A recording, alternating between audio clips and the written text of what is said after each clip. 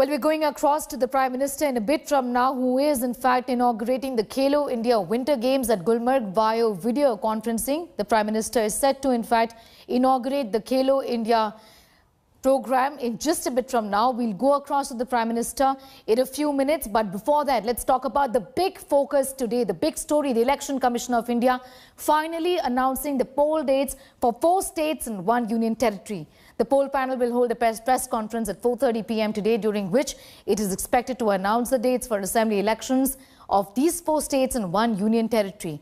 Elections are due in states of West Bengal, Assam, Tamil Nadu and Kerala, and the Union Territory of Puducherry in the months of April and May.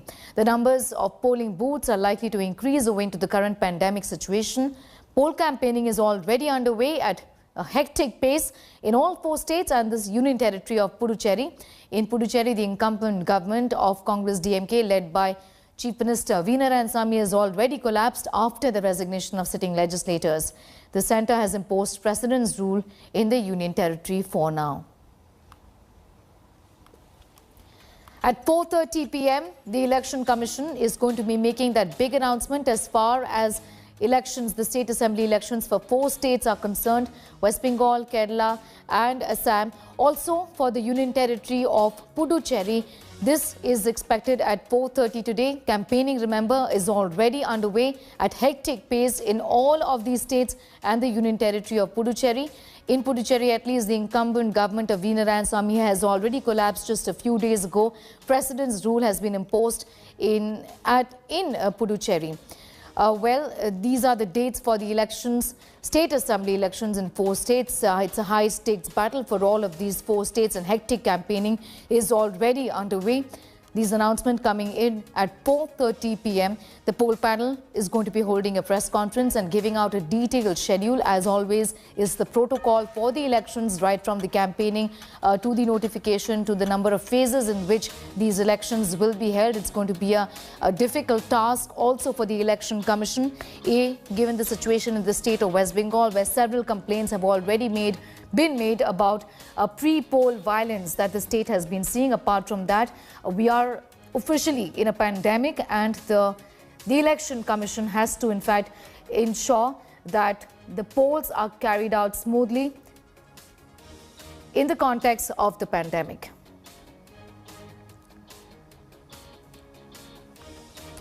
All right, joining us live right now are my colleagues from across the country. I have Gopi is joining us from Kerala, also going to go across to my other colleagues in a bit from now. Prema is with us from Kolkata, and Gopi is joining us from Thiruvananthapuram for more on that story.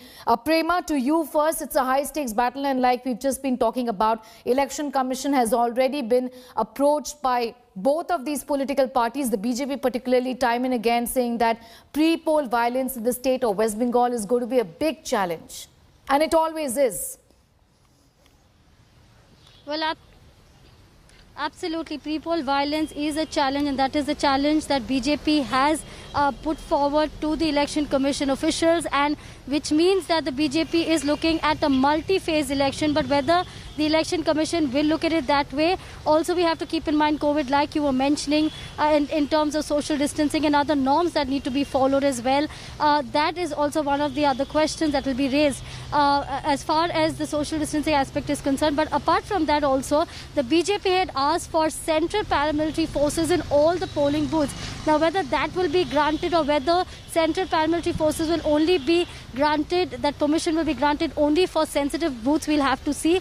Like you were saying, there is a pre-poll violence that has been reported in various parts of West Bengal. The BJP has also been speaking about it. We must remember also about BJP President JP Nadda's car, which was attacked in South 24 Parganas district a few weeks earlier. And apart from that also, the Trinamool Congress has also been saying that this is a high-pitched battle, and there is, of course, allegations from both sides, but we'll have to see whether the Election Commission looks at a multi-phase election, whether they're looking at a 6-phase election or a 5-phase election. But all eyes on 4:30 when the Election Commission announces the election dates. Back to you, Sneha. Be with us, Prema. We'll just come back to you for more on that. It's an uphill task in Kerala as well, because the BJP has not been really able to make inroads, and it's going to be a fight with the BJP trying to make the maximum impact, Gopi, in the state of Kerala.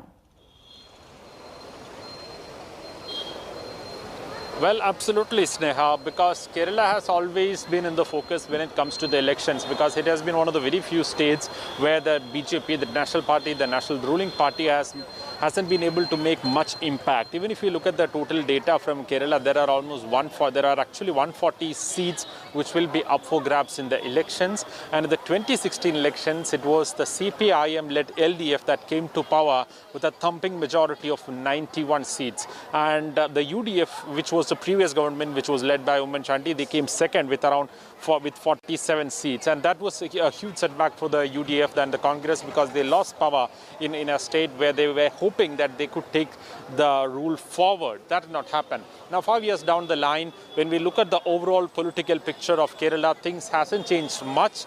BJP managed to open their account in Kerala in the 2016 election with the lone seat from Nemam constituency, which is in the state capital, with a senior leader and former Union Minister O. Rajagopal. That is the only seat that they have managed to win in that election. And even after that, there were multiple by-elections to various other assembly constituencies. And unfortunately, the BJP hasn't really managed to do well in any of those elections or increase their seat tally.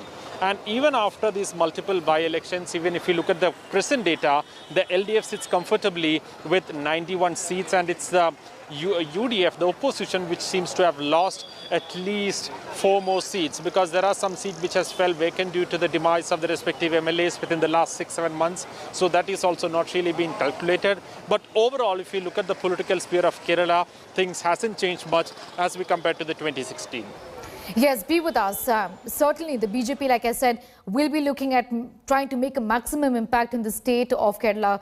Kunal also continues to be with us. Kumar, just explain it to us how the Election Commission is going to ensure smooth rollout of the digital voter ID cards, because it's a first, isn't it, for these elections?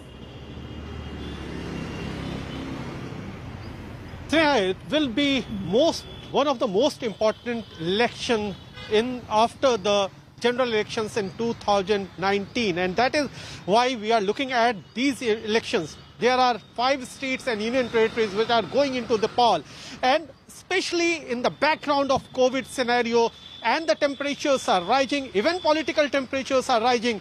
These elections have quite a significance, especially in the West Bengal, as Prema rightly mentioned, that pre-poll violence has already started in many parts of the state.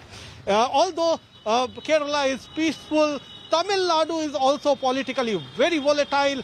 Assam and Puducherry, as you have mentioned, that it has just seen a political turmoil in last few days. So Election Commission has a tough elections in their hand, especially in the COVID background, to manage all these elections, to manage the security concerns in various states.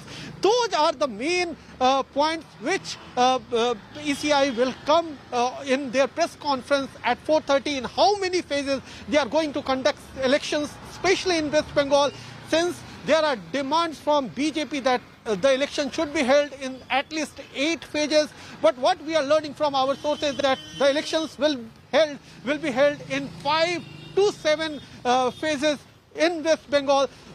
Security concern is a major area. COVID protocols will be another area. The third major area will be the examination to be conducted in the month of May. So everything has to be wrapped up within the month of April. That is the bigger challenge. So what we are learning that the election process, the election dates, the election phases will start in the first week of April, and it will go till around the end of April. So all these things are coming across, but everything will be clear at 4:30 when ECI will conduct the press conference at Vigyan Bhavan and roll out the plan for the elections in 4 states and 1 union territory. Yes, absolutely. Interesting times ahead. The terms of these assemblies are in fact expiring in the month of May and June. Also, Tamil Nadu is the other state that is going to polls. Akshay Nath is with us from Chennai for more on that.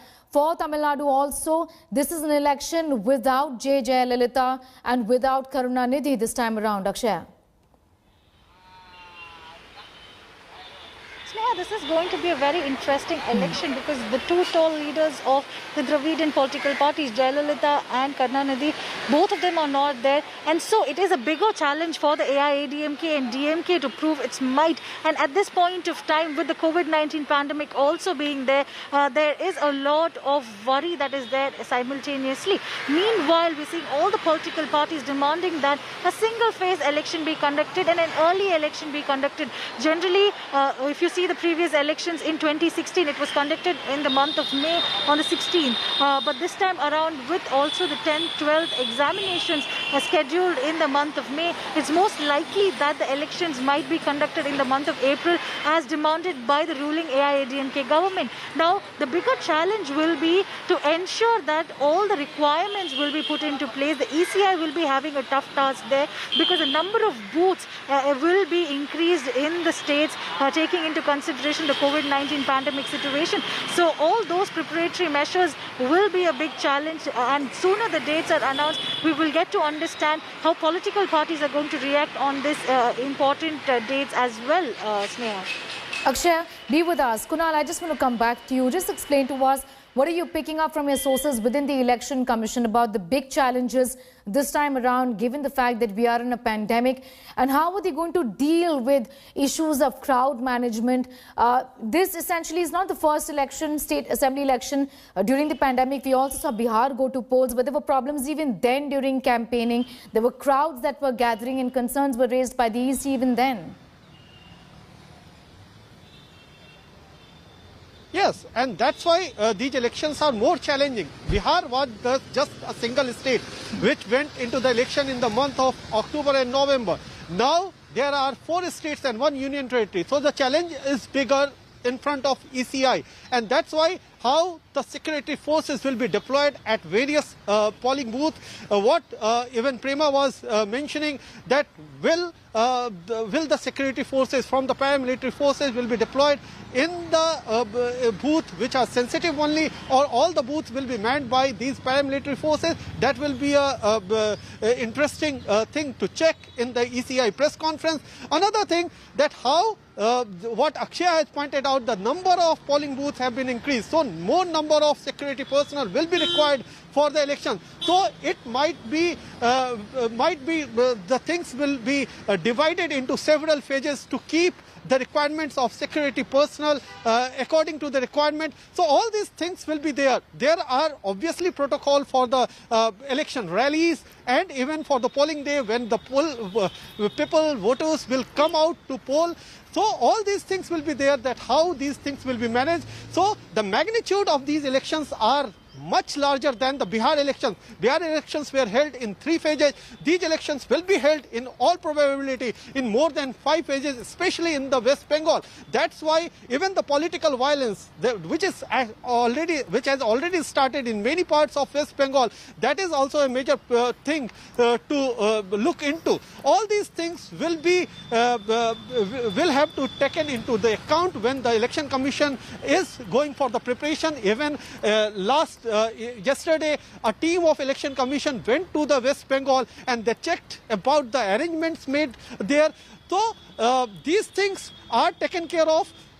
Now what Election Commission will do at 4:30, that they will come up with a detailed plan, detailed strategy for the conducting of these elections, to conduct these elections in all the 4 states and 1 union territory. So keep an eye. These elections would be different from the earlier elections.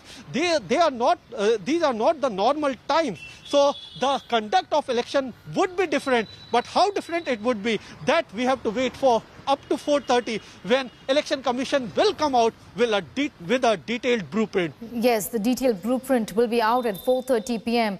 Kunal, be with us. I'm also going to bring in Indrajit Kundu from Kolkata, who's getting us more on that story. And the point that Kunal was raising about the deployment of forces, the Election Commission has already said that this is not unusual.